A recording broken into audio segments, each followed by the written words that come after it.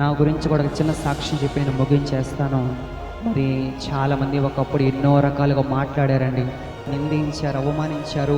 ఒక పనికిమాలిన వాడిగా, ఒక దరిద్రుడుగా, ఒక చీడ పురుగుగా, నా వల్ల ఎవ్వరికి కూడా ఎటువంటి ఉపయోగకరం లేదు, నువ్వు బ్రతకడం కూడా వేస్ట్ అన్నట్టుగా చాలామంది ఒక ఇదిగా నన్ను చూసి మాట్లాడారేమో. కానీ నేను ప్రభువుని తెలుసుకున్నాను, ప్రభు యొక్క పాదాలను పట్టుకున్నాను. ఇప్పుడు మా తాతగారు సేవకుడు కాదు, మా ముత్తాత సేవకుడు కాదు, ఈరోజు నన్ను కన్న మా తండ్రి కూడా సేవకుడు కాదు. కానీ మా తరము వారిలో దేవుడు ఈరోజు నన్ను ఎన్నుకొని మీ ఎదుట ఈరోజు ఒక సేవకునిగా ఆయన నిలబెట్టాడండి. దేవునికి స్తోత్రం కలుగును గాక.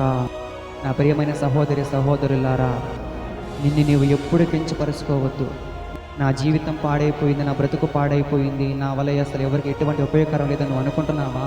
అయితే ఒక్కసారి ప్రభువుకు నీ జీవితానికి చూడు.